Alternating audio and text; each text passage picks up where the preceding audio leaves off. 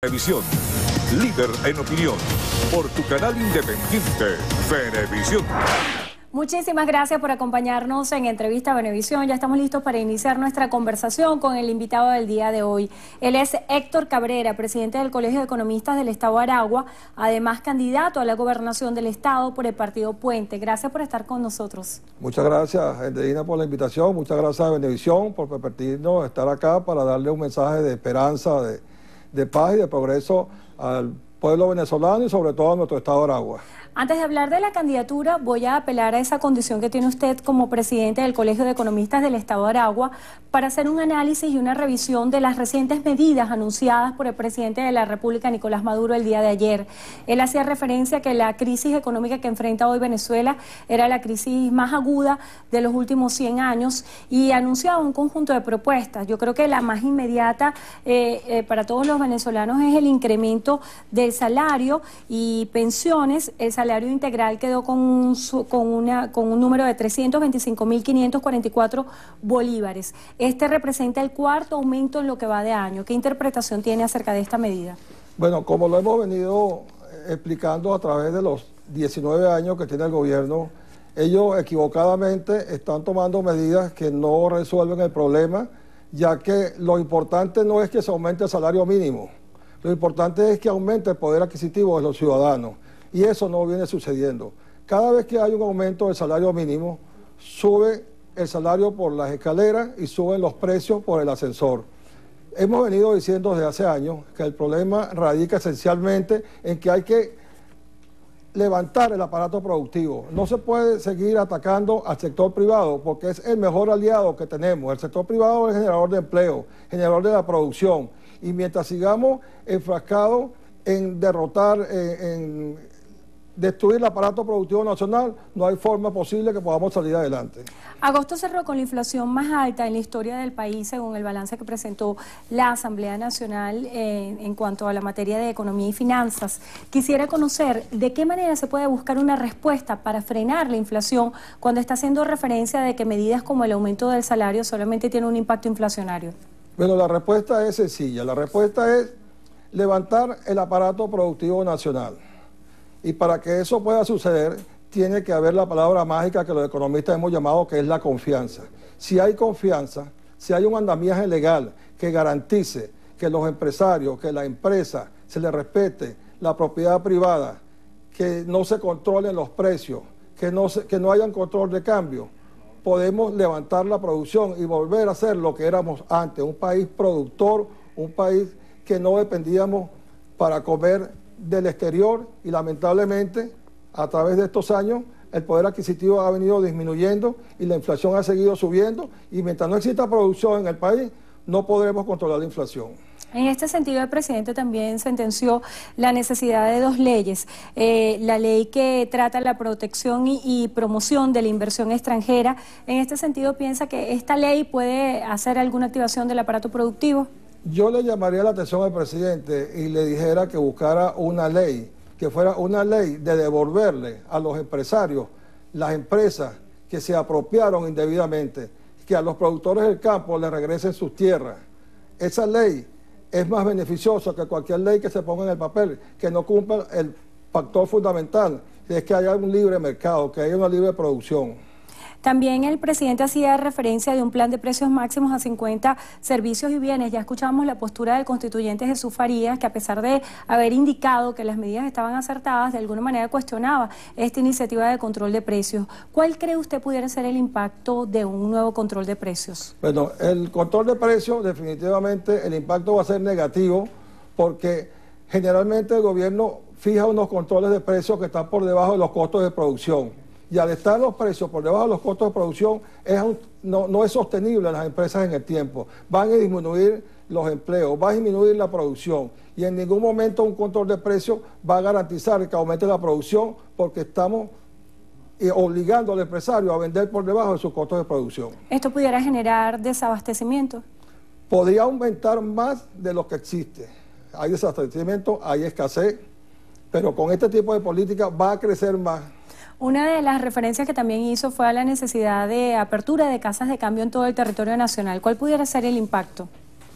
Bueno, siempre hemos venido diciendo que uno de los problemas graves que tenemos es el control de cambio. Si se abren las casas de cambio y se abre un mercado libre para que las empresas y toda la sociedad pueda accesar a las casas de cambio para obtener los dólares que te garantice comprar materia prima, comprar repuestos para la maquinaria y comprar lo que no podamos producir en el país, eso sería un paso importante, ya que tendríamos acceso a los dólares que han estado restringidos durante los últimos años. Venezuela tiene 17 años con 5 meses exactamente con control de cambio.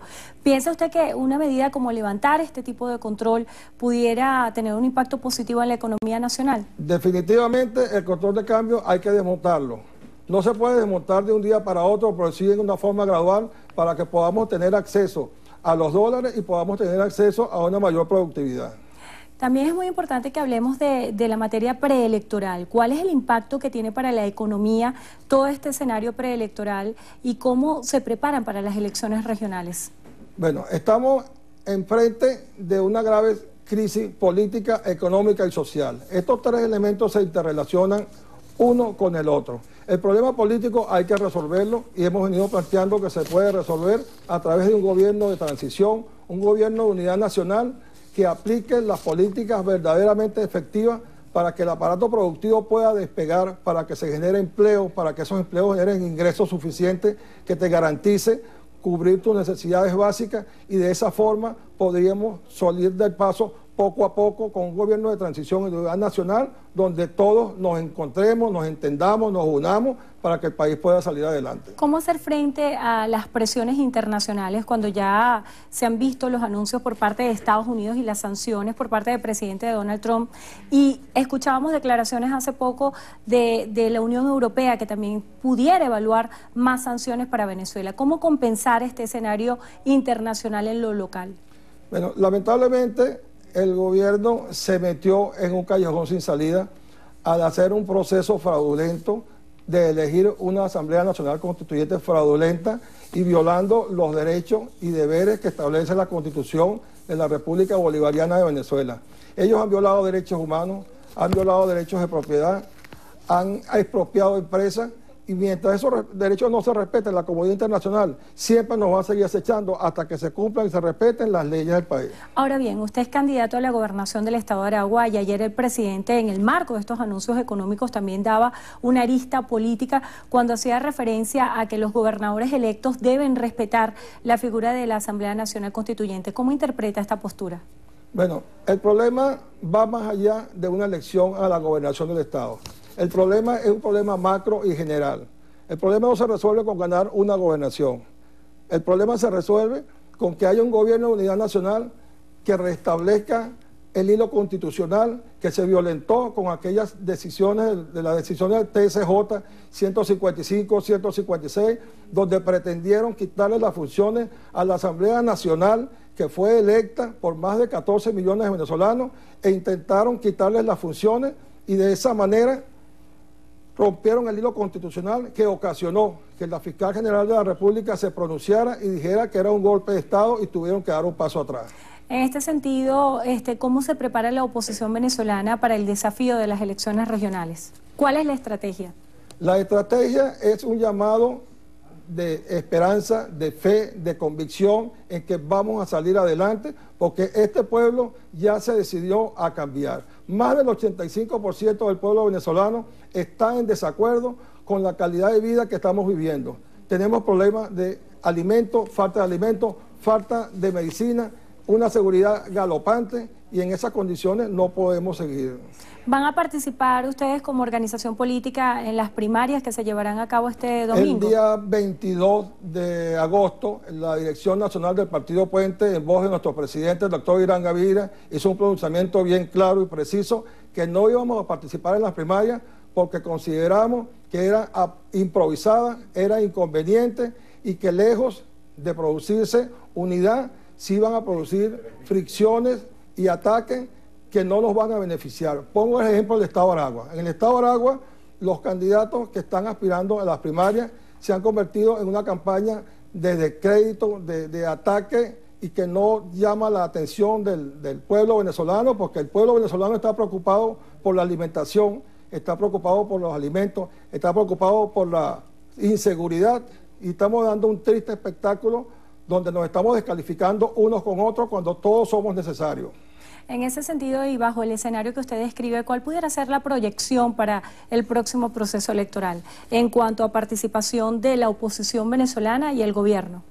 Bueno, la oposición, según los datos, las encuestas que hemos venido manejando desde el Partido Puente y con informaciones que hemos venido teniendo, estamos alrededor de que vamos a obtener el triunfo en 19 gobernaciones de estado. Eso sí, el Partido Puente, como lo ha venido sosteniendo desde su nacimiento, es un partido de oposición, es un partido de cambio y que nunca estaríamos presentes a generar división. Siempre vamos a estar pendientes del momento, a partir del 11 de septiembre, una vez que se elija los candidatos de las primarias, nosotros vamos a continuar en campaña, pero vamos a ir haciendo una evaluación y en un tiempo prudente nos pondremos de acuerdo para que sea un solo candidato y ganemos las gobernaciones, ganemos todos los procesos que vengan y podemos sacar al país adelante. ¿Cuál es la propuesta que hace usted para el Estado de Aragua? ¿Por qué aspirar a la gobernación?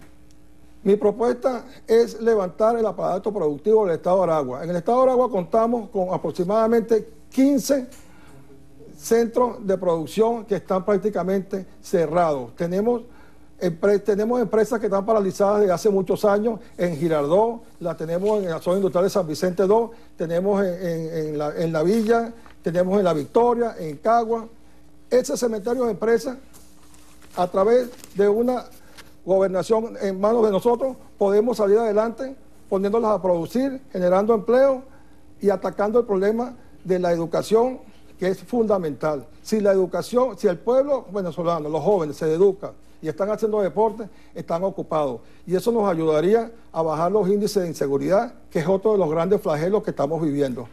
¿Qué está en juego con estas elecciones regionales? ¿Qué es lo que ustedes piensan que puede cambiar en lo colectivo para el país este proceso electoral? Las elecciones regionales de las gobernaciones, a nuestro juicio, se va a convertir en una auditoría para demostrar que el fraude constituyente nunca existieron esos 8 millones de votos, ya que en una contienda entre el gobierno y la oposición, los números reales darán a conocer de que ellos nunca fueron 8 y de que nosotros sí fuimos 7.500.000, y eso se va a demostrar en cualquier proceso que se avecine.